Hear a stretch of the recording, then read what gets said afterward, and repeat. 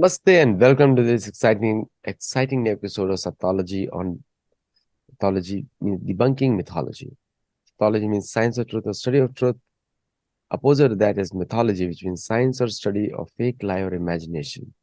So Satology actually builds your identity and mythology actually destroys your identity. And we have spoken a lot on the native cultures and other cultures which are prevalent in the world today. And one of the striking thing which comes here is that the social media, it has given voice to many people.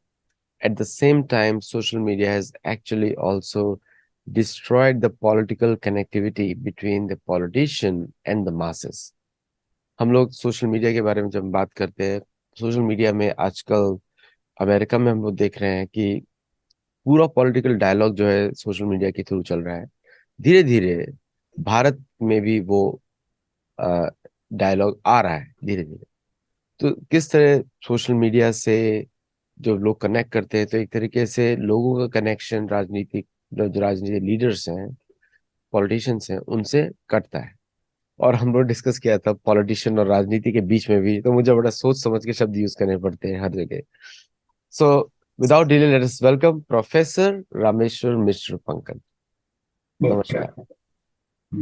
तो ये जो connection है social media का, मतलब आप कैसे देखते हैं कि सोशल मीडिया और राजनीति का भारत में क्या संबंध है? क्योंकि आ, नए लॉज भी प्राइम मिनिस्टर मोदी के जो गवर्नमेंट है वो लेकर आई है, जिसमें डेटा प्रोटेक्शन के बेसिस पे काफी जो सोशल मीडिया पे जो जो करप्शन चलता है वो उस पर बंद किया जाए, या फिर सीआईए का जो इन्वॉल्वमेंट है इंडियन पॉलिटिक्स में उसको रोका जाए।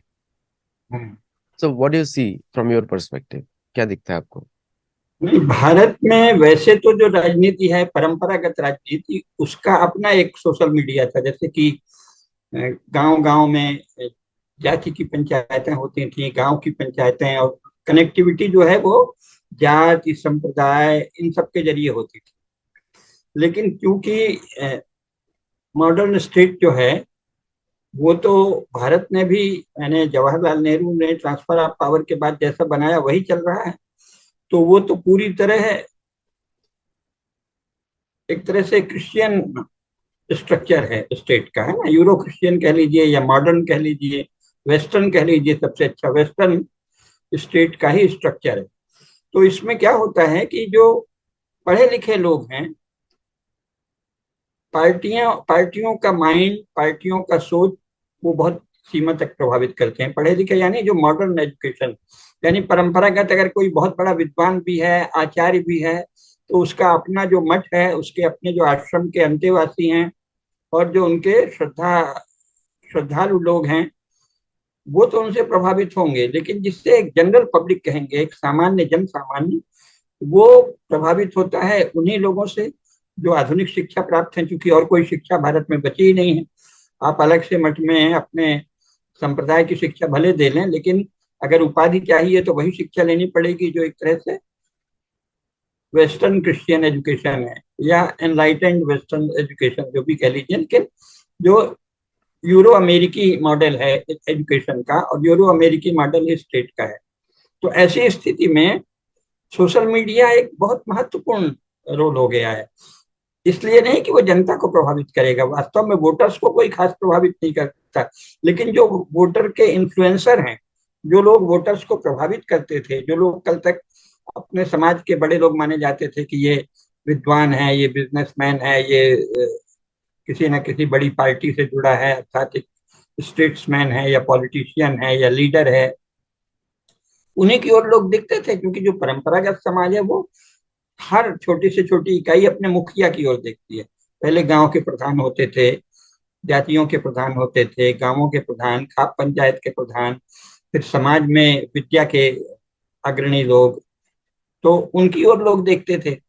अब धीरे धीरे जो मॉडर्न स्टेट स्ट्रक्चर है उसने उन लोगों को थोड़ा मार्जिनलाइज कर दिया है, हाशिए पर भेज दिया है।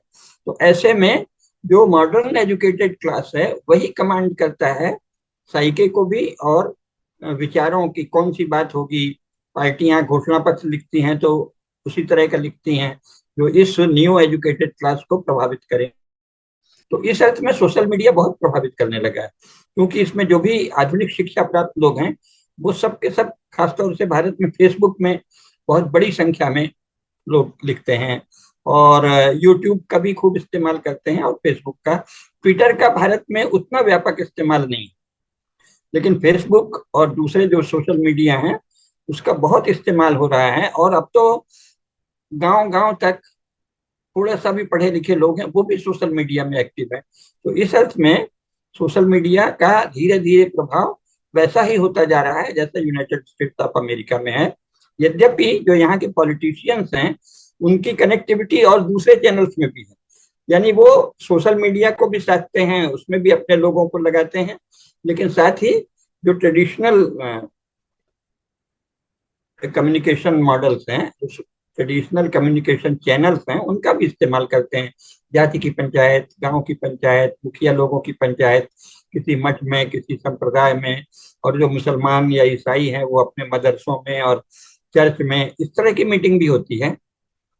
केवल सोशल मीडिया से तो अभी नहीं हो रहा है भारत में, लेकिन काफी बड़ी सीमा तक आधे से अधिक प्रभाव सोशल मीडिया का आ रहा है जी।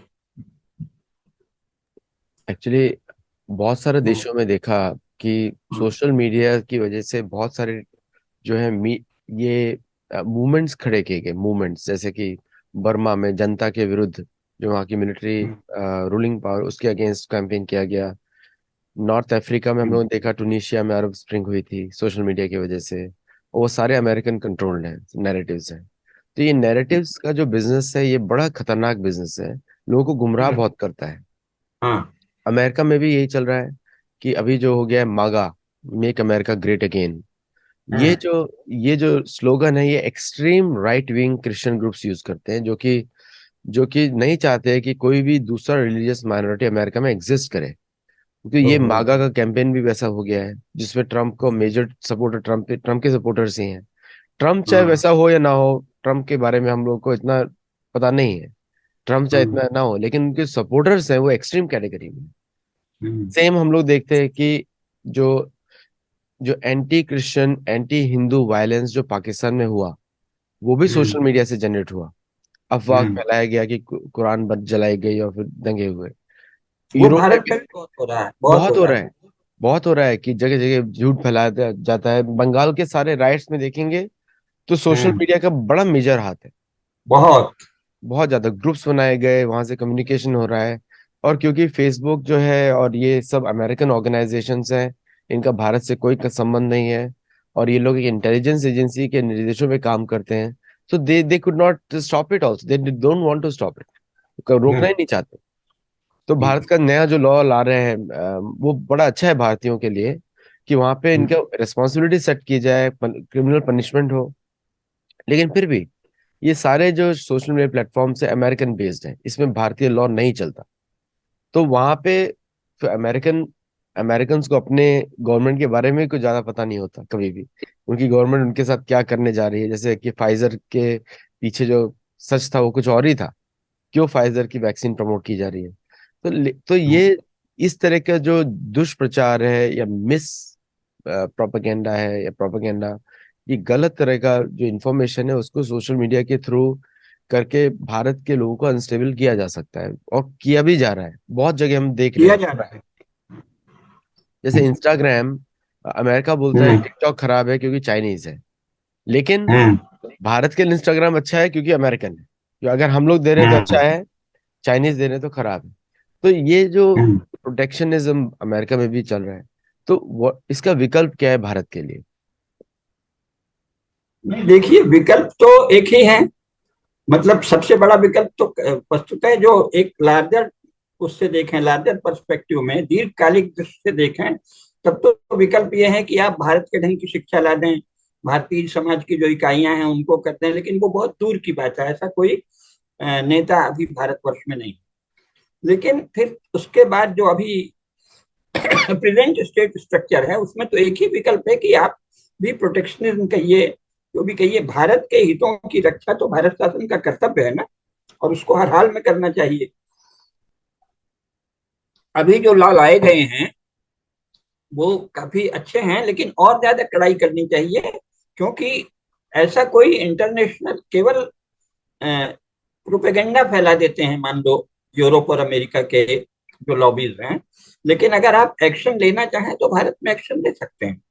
तो भारत में विशेषकर जो फेसबुक है, ट्विटर है, इन पर भारत सरकार को बेहिचक एक्शन लेना चाहिए अगर वो झूठ फैलाते हैं, क्योंकि ये मुख्यतः है भारत में सोशल मीडिया में, विशेषकर ये जो फेसबुक है, इंस्टाग्राम है और ट्विटर है, ये सब झूठ फैलाने का बहुत बड़ा एक एक एक तरह से बिजनेस हो गया है। उसका कारण ये है कि ये जो यूरो अमेरिकन अलग अलग एजेंसीज हैं, वो नॉन स्टेट प्लेयर्स को बहुत ज्यादा प्रमोट करती हैं। प्रोफेसर कुसुमलता केडिया जी इसमें अक्सर नॉन स्टेट प्लेयर कहती हैं। तो ये नॉन स्टेट प्लेयर अर्थात, स्टेट तो वो है जो कि परंपरागत राज्य है, जो ओनअप करता है कि ये हमारा समाज है, ये हमारी परंपरा है, ये हमारा ज्ञान परंपरा है, ये हम ऐसे रहते हैं, सबको ओनअप करता है। लेकिन जो नॉन स्टेट प्लेयर हैं वो केवल अपने ग्रुप को ओनअप करते हैं। और दुर्भाग्यवश भारत में श्रीमंत बाजीराव पेशवा के बाद कोई भी वस्तुतः स्टेट का प्रतिनिधि जो संपूर्ण भारत को अपना माने, अभी तक नहीं आया था। नरेंद्र भाई दामोदर दास मोदी पहले व्यक्ति हैं श्रीमंत बाजीराव पेशवा के बाद जो इस पूरे भारत राज्य को अपना मानते हैं और जो चाहते हैं कि मैं भारत राज्य का प्रतिनिधित्व करूं। तो ऐसे में उनको ये जो नॉन स्टेट प्लेयर्स हैं ना, जैसे इस समय राहुल गांधी वगैरह हैं, कुछ भी बोलते हैं गैर जिम्मेदारी से। कांग्रेस स्वयं एक नॉन स्टेट प्लेयर हो चुकी है, यानी जो स्टेट का एपरेटस है, जो राज्य के विभिन्न अंग हैं, उसको अपने निजी स्वार्थ के लिए, पार्टी या गिरोह के स्वार्थ के लिए इस्तेमाल करना, राज्य की परंपरा, राज्य के मानस, राज्य का साइके, राज्य के लोगों की इच्छा क्या है, उनकी संस्कृति क्या है, उनका धर्म क्या है, उनकी उपासना पद्धति क्या है, वो किस प्रकार का न्याय चाहते हैं, उसकी चिंता नहीं करना, बल्कि इसको यूजर्प करना, यूजर्पर ऑफ पावर, सत्ता को अपने गिरोह के लिए, गैंग के लिए यूज करना। कांग्रेस पार्टी जो पहले थी 1947 के पहले, वो तो वस्तुतः भारतीय समाज की प्रतिनिधि थी, लेकिन इसके बाद जवाहरलाल जी के समय से उसे धीरे धीरे सोशलिस्ट बना दिया। तो ये जो सोशलिस्ट या कम्युनिस्ट होते हैं, ये नॉन स्टेट प्लेयर होते हैं, क्योंकि ये राज्य को अपना नहीं मानते। ये कहते हैं हम नया बनेंगे, नया के नाम पर वो क्या करते हैं, अपने ग्रुप का शासन चाहते हैं। तो कांग्रेस ने यही किया, लेकिन फिर भी वो एक बड़ी पार्टी थी। अब जो तरह जैसे अरविंद केजरीवाल है, ये नॉन स्टेट प्लेयर है। ये जो स्टेट एपरेटस है, उसको अपने छोटे से गैंग के लिए इस्तेमाल करना चाहता है। जैसे उसने अपना वो उतना बड़ा महल बनवा लिया, दुनिया भर का अपना एक गैंग बना लिया है, जिसके लिए वो स्टेट के रिसोर्सेस को अकेले अपने लिए यूटिलाइज करना चाहता है। उसका वास्तव में प्रॉपर डिस्ट्रीब्यूशन वगैरह कुछ उसकी रुचि नहीं है। झूठ बोलना, छल करना, स्टेट के रिसोर्सेस को पहले कह दिया कि हमको कार नहीं चाहिए, हमको बंगला नहीं चाहिए, फिर इतना बड़ा बहुत बड़ा अपना बंगला बनवा लिया और कानून को ताक में रखते हुए। ऐसे ही छोटे छोटे दल जो हैं, उनका उन्होंने पार्टी बनाई इसीलिए है कि वो उनका परिवार या एक छोटा सा ग्रुप उसके लिए स्टेट के रिसोर्सेस को इस्तेमाल करें। तो भारत का मुख्य संकट ये है कि यहाँ पूरे इंडियन स्टेट को, नेशन स्टेट को अपना मानने वाला पहली बार एक हमारे पास नेता आया है, नरेंद्र दामोदर दास मोदी। लेकिन उसमें एक आयरनी, आयरनी ये है कि पता नहीं कौन से संस्कार पे वो अपने आप को प्रधान सेवक वगैरह बहुत कहते हैं। हमको एक अच्छा शासक चाहिए जो पूरे स्टेट का अपने को ओनर माने और पूरे स्टेट के प्रति अपने को जिम्मेदार महसूस करे। अब अगर आप ऐसे विनम्र रहेंगे तो आप इस बात से डरेंगे कि अमेरिकन फेसबुक या ट्विटर या इंस्टाग्राम कोई भी अमेरिकन एजेंसीज हैं या अमेरिका के द्वारा कंट्रोल्ड सोशल मीडिया प्लेटफॉर्म है, तो इनको छुओ मत। तो ये गलत है।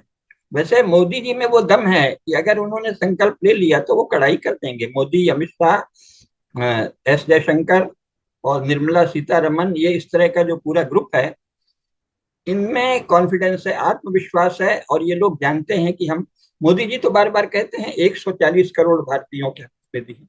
तो ये बहुत बड़ी चीज है। इसीलिए मैंने कहा ना, श्रीमंत बाजीराव पेशवा के बाद पहला एक ऐसा शासक आया है भारत में जो पूरे देश को ओनअप करता है। नहीं तो बाकी लोग क्या करते थे, अपने ग्रुप को चाहते हैं और वो पूरे भारत को बदलना चाहते हैं अपने ग्रुप के लिए। जैसे जवाहरलाल जी हैं, उन्होंने क्या किया, सोशलिस्ट लॉबी बनाई, तो सब केवल जो सोशलिस्ट हैं उन्हीं को पद देंगे या कम्युनिस्टों को देंगे। आरएसएस में भी हो सकता है ऐसे लोग हैं जो सोचें कि हम आरएसएस वालों को ही पद देंगे, लेकिन मोदी जी में वो स्टेट का रिप्रेजेंटेशन है, मतलब पूरे भारत को, 140 करोड़ लोगों को वो वैसे अपना मानते हैं। 15 अगस्त को तो उन्होंने कह ही दिया कि मेरे 140 करोड़ परिवारजन। तो जब वो श्रीमंत बाजीराव पेशवा के बाद पहली बार भारत को एक स्वाभाविक शासक मिला है, तो भगवान से प्रार्थना है, भगवान जगन्नाथ से, कि वो अपने को शासक माने, सेवक मानना बंद कर दें। जब वो शासक मानकर व्यवहार करते हैं तो बहुत सुंदर व्यवहार करते हैं, जैसे लाल किले से किया था, जैसे सेना के बारे में करते हैं। लेकिन वो सोशल मीडिया में जो झूठ फैलाया जा रहा है उसके प्रति और कड़ाई करनी चाहिए। ऐसे कानून लाने चाहिए कि भारत में झूठ फैलाने की हिम्मत फेसबुक, ट्विटर, इंस्टाग्राम किसी को नहीं हो। उसको पनिशेबल ऑफेंस होना चाहिए, वो कॉग्निजेबल ऑफेंस, वो संज्ञेय अपराध है और उसकी सजा देनी चाहिए। तो जो कानून अभी लाए हैं थोड़े और कड़ाई करनी चाहिए।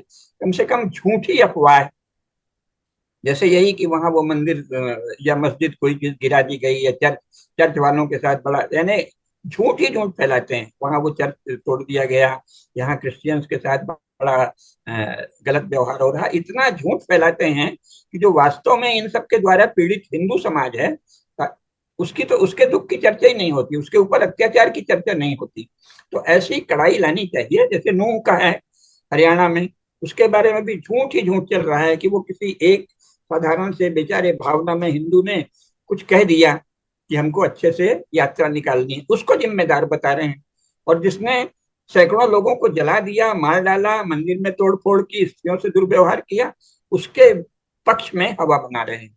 तो इसलिए सोशल मीडिया, चाहे वो फेसबुक हो, चाहे ट्विटर हो, चाहे इंस्टाग्राम हो, चाहे अन्य सोशल मीडिया प्लेटफॉर्म हो, इन पर सत्य के पक्ष में और झूठ के विरुद्ध कड़ा नियंत्रण बहुत आवश्यक है। और हम भगवान जगन्नाथ से प्रार्थना करते हैं कि वो नरेंद्र मोदी को शासक बनने का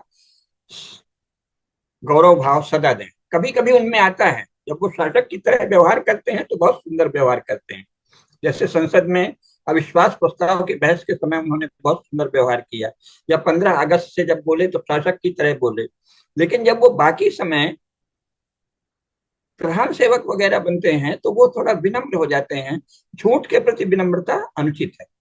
और ये जो फेसबुक के जरिए विशेषकर भारत में झूठ फैलाने की कोशिश की जाती है, और ये जो फेसबुक के भारतीय अधिकारी हैं, ट्विटर में भी यही होता था, वो क्या कर रहे हैं, जो भी सत्य के पक्ष में, भारत के बहुसंख्यकों के पक्ष में, भारत के सर्वसाधारण लोगों के पक्ष में जो बात होती है, उसको वो तुरंत चेतावनी दे देते हैं। हमारे बहुत से परिचित हैं जिनको आए दिन फेसबुक चेतावनी देता है, ट्विटर चेतावनी देता है कि नहीं, आपका जो है वो कम्युनल टोन है, अथवा आप ऑब्जेक्शनेबल सामग्री दे रहे हैं। और जबकि फेसबुक में और ट्विटर में आपत्तिजनक सामग्री की भरमार है, हिंदुओं के विरुद्ध घृणा, दुष्प्रचार, झूठ बोलना, भाजपा को ऐसे दिखाना जैसे कि ये कोई पता नहीं कहाँ की दंगा करने वाली पार्टी है, कहीं बजरंग दल के विरुद्ध, कहीं विश्व हिंदू परिषद के विरुद्ध। पहली बात यह है कि भारत में जो भी सोशल मीडिया प्लेटफॉर्म एक्टिव हो, उसकी ये हिम्मत नहीं होनी चाहिए कि भारत के बहुसंख्यकों के किसी भी संगठन को कम्युनल कहे।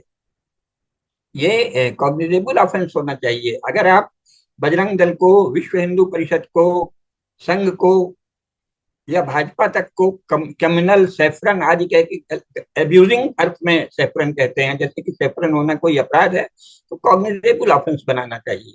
आप उसको उसके नाम से पुकारिए, प्रॉपर नाउन। विश्व हिंदू परिषद उसका प्रॉपर नाउन है, बजरंग दल उसका प्रॉपर नाउन है, भारतीय जनता पार्टी उसका प्रॉपर नाउन है। तो आप उसको एडजेक्टिव से नहीं पुकार सकते कि ये कम्युनल है, जबकि अन्यों को आप कम्युनल नहीं पुकारते। मुस्लिम्स को आप मुस्लिम्स ही कहते हैं या माइनॉरिटी कहते हैं, उनको तो आप दंगाई नहीं कहते, उनको तो आप टेररिस्ट नहीं कहते, उनको तो आप अकारण बलवा करने वाले, आगजनी करने वाले, ऐसा कोई भी एडजेक्टिव नहीं लगाते। और चर्च के लोग जगह जगह दूसरों को छल से डराकर कन्वर्ट करते हैं, उनको भी आप धमकी देने वाला, डराने वाला, फुसलाने वाला, बहलाने वाला कोई एडजेक्टिव नहीं लगाते। तो हिंदू संगठन जो यहाँ का भारत का मुख्य समाज है, उसके संगठनों के साथ एडजेक्टिव लगाना कॉग्निजेबल ऑफेंस होना चाहिए। जैसे ही आप कहते हैं बजरंग दल सांप्रदायिक है, अथवा ये भगवा ब्रिगेड है, अथवा ये विश्व हिंदू परिषद तो एक सांप्रदायिक संगठन है, भारतीय जनता पार्टी तो हिंदुओं की पार्टी है, ऐसा कहना कॉग्निजेबल ऑफेंस होना चाहिए और उसको प्रतिबंधित कर देना चाहिए, क्योंकि ये तो भारत के लोग हैं ना। भारतीय जनता पार्टी भारत के, भारतीय उसके नाम में भी भारतीय है। तो भारतीय जनता की जो पार्टी है उसको आप कम्युनल कैसे कह सकते हैं?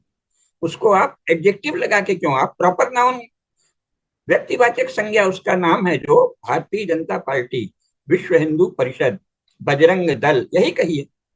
आप इस तरह से, या तो आप सबके साथ एडजेक्टिव लगाते हो, फिर हम इन प्लेटफॉर्म के साथ भी अगर एडजेक्टिव लगाएंगे तो कैसा लगेगा? हम कहते हैं फेसबुक को अगर हम कहें कि ये अमेरिकन प्रोपेगेंडा टूल, तो कैसा लगेगा? अगर हम सोशल मीडिया के अमेरिकन प्लेटफॉर्म्स को या यूरोपियन प्लेटफॉर्म कल को बने उनको हम भी एडजेक्टिव लगाने लगे, हम कहते हैं कि ये फेसबुक, फेसबुक का नाम नहीं ले कभी, हम कहते हैं कि ये अमेरिकन प्रोपेगेंडा टूल है। ट्विटर को कहते हैं कि ये American agency, American spying agency tool है, कुछ भी कहते हैं, तब आपको कैसा लगेगा? तो ये कानून बनाना चाहिए कि चूंकि भारत के लोग फेसबुक को अमेरिकन प्रोपेगेंडा टूल नहीं कहते, क्योंकि भारत के लोग ट्विटर को सीआईए का टूल नहीं कहते, इसलिए सीआईए, इंस्टाग्राम और फेसबुक में किसी को भी भारतीय जनता पार्टी, विश्व हिंदू परिषद, बजरंग दल आदि संगठनों को, या हमारे जो धार्मिक संगठन हैं, मठ हैं, मंदिर हैं, शंकराचार्य हैं, अलग अलग महंत हैं, पूज्य हमारे आचार्य हैं, उनको किसी को कम्युनल, फंडामेंटलिस्ट आदि कहने का अधिकार नहीं है। अगर ऐसा कहा जाए तो ये कॉग्निजेबल ऑफेंस होना चाहिए। और फेसबुक के जो भी, विशेषकर फेसबुक और ट्विटर में जो भारत अमेरिका के भारतीय शाखा के अधिकारी हैं, वो हिंदू वॉइस को, भारत के बहुसंख्यकों के विचार को हमेशा दबाते हैं। सैकड़ों अकाउंट इन्होंने धमकी दी है, बंद किया है, कहीं कहेंगे हम आपको 24 घंटे के लिए रोक रहे हैं, कहीं कहेंगे आपको अनिश्चित काल के लिए रोक रहे हैं, किसी को 6 महीने के लिए बैन करते हैं, किसी को 1 साल के लिए।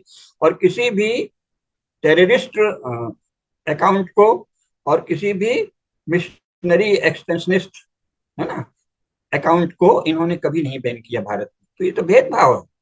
तो ये जो सोशल मीडिया के प्लेटफॉर्म हैं, इनको भारत के भीतर भेदभाव अलाउ, अनुमति नहीं होनी चाहिए। और अगर ये भेदभाव करें तो उसको कॉग्निजेबल ऑफेंस बनाना चाहिए। ये हमारी भारत के श्रीमंत बाजीराव पेशवा के बाद पहले सच्चे प्रतिनिधि शासक हुए हैं नरेंद्र भाई दामोदर दास मोदी, उनसे अनुरोध है कि वो राजा की तरह, शासक की तरह काम करें, है ना, प्रधान सेवक बनना बंद कर दें। एक एक जो जनरली हम लोग सुनते हैं, और मेरे को तो, मैं भारत में नहीं रहता हूँ, मैं सुनता हूँ बहुत सारा चीजें कि बीजेपी आईटी सेल बहुत सारे हिंदू ग्रुप्स को बंद करा देती है, ऐसा मैं सुनता हूँ। अगेन इसमें सिर्फ बीजेपी टारगेट हो रही है। और दूसरा, मैं कोई पॉलिटिकल नहीं हूँ, तो मुझे ना बीजेपी, ना मुझे तो भारत में मैं वोट ही नहीं दे सकता, तो फॉरगेट अबाउट जी एनीथिंग। जी जी। मुझे कोई पॉलिटिकल संबंध नहीं है, ना अमेरिका में है ना भारत में। मैं जी दर्शकों के लिए बोल रहा हूँ, आपको तो मालूम है। हम्म, लेकिन जो ये मैं सुनता हूँ ज्यादातर, कभी कभी मैं ये भी सुनता हूँ कि फेक कंप्लेंट्स कर करके, झूठ कर करके, जैसे कि बहुत सारे जो जो फैक्ट चेकर्स हैं, जो फेसबुक इनको एम्प्लॉय करता है, वो सारे के सारे, ऐसा लगता है कि सीआईए और के पेरोल पे हैं या फिर कोई चाइनीज पेरोल पे है। और ये हम्म, सभी चैनल्स इतना कंप्लेन करते हैं कि जो जेन्युइन वॉइसेस हैं वो भी दब जाती है। हम्म, और तो मतलब ऐसा कुछ है नहीं कि जहाँ पे इंटेलिजेंस apparatus जो भारत का है वो देखे, फैक्ट चेक करे कि कौन क्या किस तरह बात कर रहा है, उसको कंट्रोल किया जाए। हाँ लेकिन हम गलत लोगों को देखते हैं, बैन हो जाते हैं, जो कि जो कि सिर्फ सांस्कृतिक काम कर रहे हैं। और आपने बिल्कुल सही बोला, हिंदू यानी कि सांप्रदायिक, और बाकी सब सेक्युलर, ऐसा बोल देते हैं, जबकि बाकी हाँ। सारे सांप्रदायिक हैं। और सिर्फ संप्रदाय तो हिंदू ही हमारे यहाँ, एकमात्र बचता है जो कि रिलीजियसली न्यूट्रल रहता है। देखिए, एक तो इनका संप्रदाय भी हिंदी में गलत है, संप्रदाय तो हमारे बिल्कुल यहाँ गलत बहुत है। सम्मानित है। सामुदायिकता या सामुदायिकता हाँ बोलना चाहिए। हाँ, पर ये कम्युनल कम्युनल कहते हैं। लेकिन हाँ। सबसे बड़ी बात है कि भारत शासन को चाहिए कि कम से कम चुनाव के समय किसी भी सोशल मीडिया प्लेटफॉर्म को फैक्ट चेकर नाम की फालतू चीज बनाने का कोई अधिकार नहीं है। You are not entitled to claim to be fact checker. आप फैक्ट चेकर करने वाले कौन होते हैं? चुनाव के समय हमारी जो इंटेलिजेंस एजेंसी है उसकी एक ब्रांच होनी चाहिए, नहीं तो भारत सरकार का इंफॉर्मेशन एंड ब्रॉडकास्टिंग मिनिस्ट्री, सूचना प्रसारण मंत्रालय, उसका ये होना चाहिए कि किसी भी जिले में जिला के सूचना प्रसारण अधिकारी अथवा किसी गुप्तचर एजेंसी के अधिकारी को उस इलाके का सोशल मीडिया इन्फॉर्म करे कि भाई ये कुछ झूठ बोला जा रहा है, आप फैक्ट चेक करिए। उसके बाद वो फैक्ट चेकर होंगे। चुनाव के समय कम से कम 1 वर्ष के लिए फैक्ट चेकर केवल भारतीय अधिकारी, शासन के अधिकारी होने चाहिए। और ये जो फैक्ट चेकर बन जाते हैं ये स्वयं प्रोपेगेंडिस्ट हैं और लायर्स हैं। ज्यादातर फैक्ट चेकर जो ट्विटर और फेसबुक और इंस्टाग्राम या सोशल मीडिया में फैक्ट चेकर के नाम से प्रोपेगेंडिस्ट और लायर्स, झूठ झूठ बोलने वाले लायर्स, लायर्स और प्रोपेगेंडिस्ट को आप फैक्ट चेकर कहते हैं। और उनके द्वारा आप फैक्ट चेकर के नाम पे केवल भारतीयों की आवाज, भारतीयों के सत्य को दबाते हैं। तो during pendency of election, whole election program, अब से पूरे 1 वर्ष के लिए किसी भी सोशल मीडिया प्लेटफॉर्म को या टूल को भारत में फैक्ट चेकर नाम का धंधा करने का अधिकार बंद कर देना चाहिए कानूनी प्रक्रिया से। You are not entitled to claim yourself as fact fact checker. आपको, आप क्या जाने फैक्ट क्या है? भारत के विषय में फैक्ट भारत का शासन जानेगा। इनको प्रतिबंधित कर देना चाहिए। फैक्ट चेकर नाम की एजेंसी चुनाव तक भारत में बिल्कुल नहीं रहेगी। केवल शासन के अधिकारी ही फैक्ट चेकर होंगे, चाहे वो इंटेलिजेंस एजेंसीज हो या इंफॉर्मेशन एंड ब्रॉडकास्टिंग मिनिस्ट्री हो, या आप लोकल प्रशासन को, डीएम के यहाँ एक सेल बना दिया जाए। यानी हर जिले का, हर जनपद का जिला प्रशासक या इंटेलिजेंस एजेंसी या सूचना प्रसारण विभाग तय करेगा, फैक्ट चेकिंग करेगा। ये जो हैं विदेश से आए हुए लोग क्या फैक्ट चेकिंग करते हैं यहाँ? ये प्रोपेगेंडिस्ट हैं और लायर्स हैं, झूठ बोलते हैं और प्रोपेगेंडा करते हैं, भारत के विरुद्ध प्रोपेगेंडा करते हैं। इनको फैक्ट चेकर के नाम पर भारतीयों के, विशेषकर जो मुख्य भारतीय समाज है, हिंदू समाज, उसके लोगों की आवाज को दबाने का कोई अधिकार नहीं। हमारे पता नहीं कितने मित्रों को आए दिन ये बंद कर देते हैं, उनको धमकी देते हैं, फिर वो दूसरा अकाउंट खोलने को विवश है। ये सब तो है, अन्याय है। और ये भारत सरकार का काम है। हमारा जो भारतवर्ष का क्षेत्र है वो शासन का जुरिडिक्शन है, शासन की पूरा अधिकार क्षेत्र है। और उसमें ये अमेरिका से या कहीं और से भी आई हुई, चीन से आई हुई किसी भी एजेंसी को किसी फैक्ट चेकिंग का अधिकार नहीं है। You are alien to our nation. ये अजनबी हैं, आउटसाइडर्स हैं। Outsiders and strangers and aliens have no authority for Indian psyche और फॉर इंडियन फैक्ट्स, है ना। भारत के तथ्यों के लिए, भारत के सत्य के लिए, भारतीय लोगों के सत्य की चेकिंग में आप इनकेपेबल हैं भाई। आप में कोई कैपेबिलिटी नहीं है। आप क्या जाने सत्य क्या है? आप तो किसी एक ग्रुप के रिप्रेजेंट करते हैं। ये किसी न किसी लॉबी या किसी न किसी ग्रुप को रिप्रेजेंट करते हैं, अमेरिकन लॉबी या चाइनीज लॉबी। तो अमेरिकन एजेंसी या चाइनीज एजेंसी भारत में फैक्ट चेकिंग कैसे कर सकती है? चुनाव के समय तक निष्पक्ष चुनाव के लिए इनको प्रतिबंधित कर देना चाहिए। अगर कोई फैक्ट चेकिंग करनी है तो ये जिला प्रशासन को या सूचना प्रसारण मंत्रालय को या हमारी किसी इंटेलिजेंस एजेंसी को शिकायत करें कि जरा देखिए शायद अमुक अकाउंट से झूठ बोला जा रहा है। और हमारी एजेंसी, शासकीय एजेंसी ही फैक्ट चेकर हो सकती है। तो ये कड़ा कानून बनाना चाहिए। एक्चुअली नॉन स्टेट एक्टर्स को जज करने का अधिकार ही नहीं होना चाहिए किसी एक हाँ, लोकतांत्रिक व्यवस्था में। क्योंकि बिल्कुल लोकतंत्र में अगर कोई नॉन स्टेट एक्टर बात करता है तो वहां पे लोकतंत्र का नुकसान हो रहा है। और नुकसान हो जाएगा। बिल्कुल, और डेमोक्रेसी भारत नहीं है, भारत लोकतंत्र है। यहाँ पे अभी भी हम्म, धर्म का राज है, जो भी बोला जाए थोड़ा बहुत तो धर्म है वहां पे। और है, भारत लोग मानते कोई। बिल्कुल मानते हैं, बिल्कुल मानते हैं। और मैं तो पूरी दुनिया के लोगों से मिलता हूँ, जो जस्टिस का जो जो न्याय की जो मनोभावना है भारतीय में सबसे ज्यादा होती है। भारतीय एकमात्र व्यक्ति है जो खड़ा होता है न्याय के लिए। मतलब ह्यूमन राइट्स की बात की जाए तो भारतीय व्यक्ति से बड़ा कोई व्यक्ति नहीं है ह्यूमन राइट्स के ऊपर। क्योंकि हम लोग धर्म बिल्कुल। के ऊपर चलते हैं, हम लोग पेड़ों को भी जीवित मानते हैं, हम लोग पक्षियों को भी जीवित मानते हैं। बाकी कहीं पर भी धर्म इस प्रकार का है नहीं। और तो ये जो मेरे आपसे आखिरी प्रश्न है, थोड़ा कठिन होगा। हम्म, ये जो धर्म की जो जो जो ह्यूमैनिटी या फिर स्वधर्म की जब बात होती है, स्वधर्म की, मनुष्य की, तो वो तो सिर्फ भारतीय समाज में है। तो भारतीय गवर्नमेंट को इसका ये एहसास नहीं है, या फिर उसको ये मालूम नहीं है कि वो एक बहुत ही बुद्धिमान, पूरे विश्व में एज कंपेरेबल किसी भी मनुष्य को देखा जाए उस सबसे ज्यादा बुद्धिमान और न्यायशील व्यक्ति से डील कर रहे हैं, कि उनके अगेंस्ट बैकफायर होगा अगर इस तरह का कार्य करेंगे, और अगर सख्त एक्शन नहीं लेंगे तब भी बैकफायर होगा। क्योंकि अगर भारतीयों बिल्कुल के राइट्स को प्रोटेक्ट करना है तो भारतीय गवर्नमेंट को बिना किसी डर के, बिना किसी हिचक के, किसी भी, without any political consideration act करना ही पड़ेगा। पर क्यों नहीं एक्ट बिल्कुल। कर रहे हैं इस समय?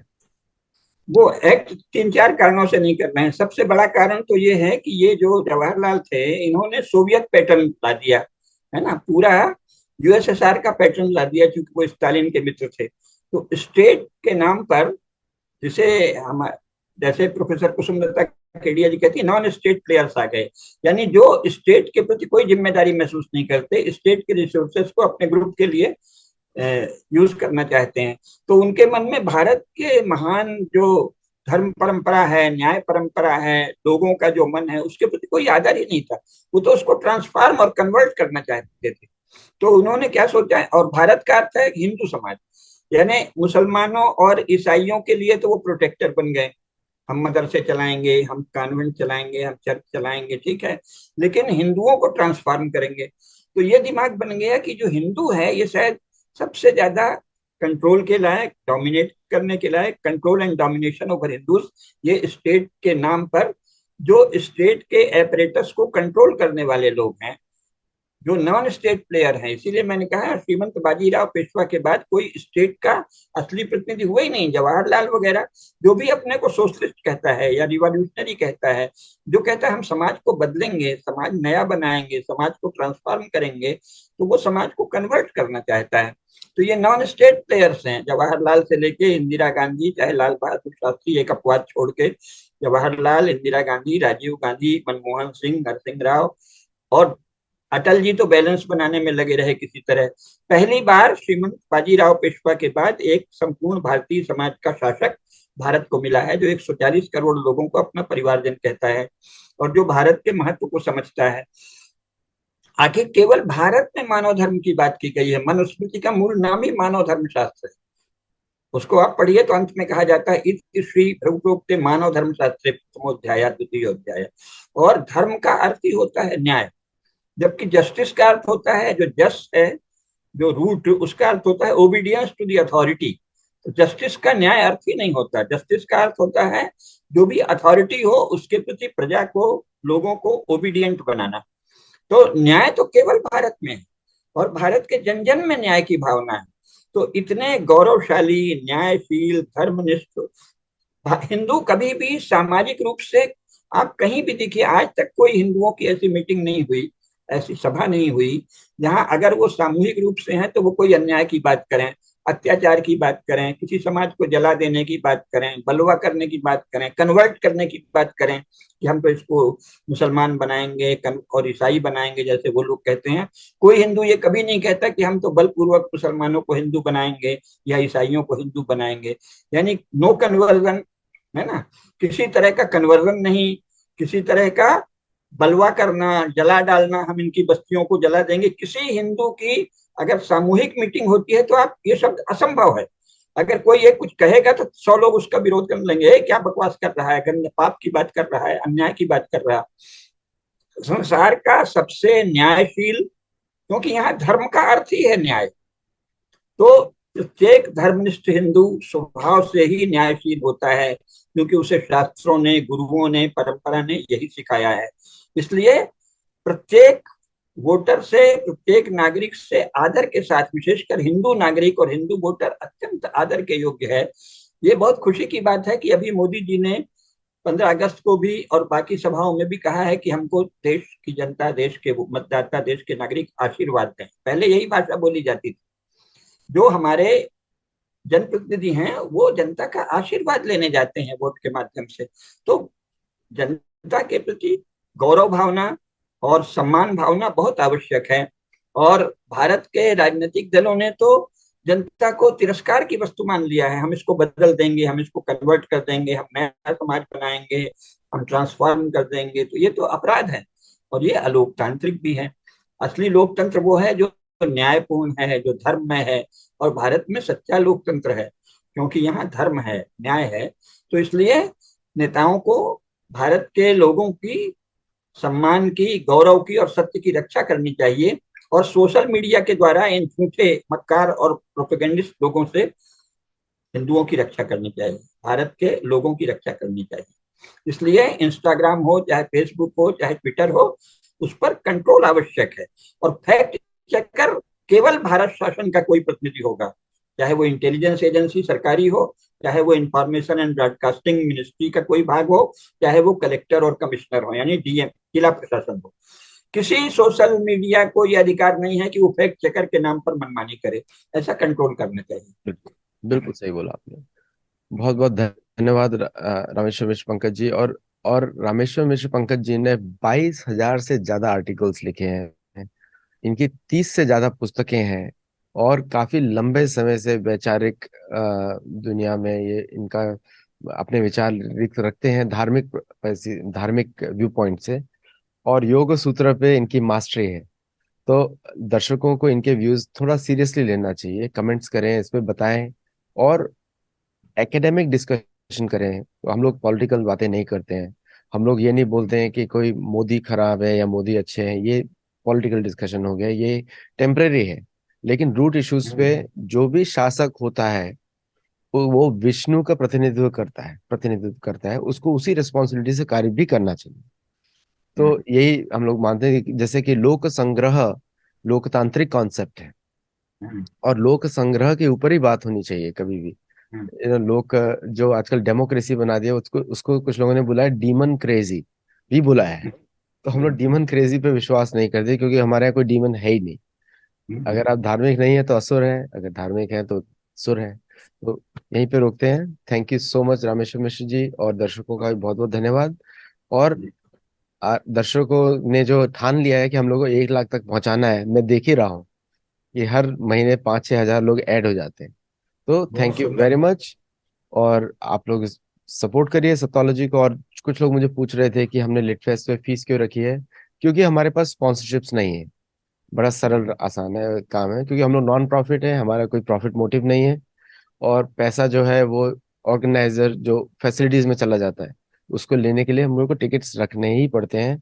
और अमेरिका में हम लोगों ने देखा है फ्री इवेंट्स में कोई नहीं आता, भारतीय भी नहीं आता। तो thank you so much for joining. नमस्ते। नमस्कार।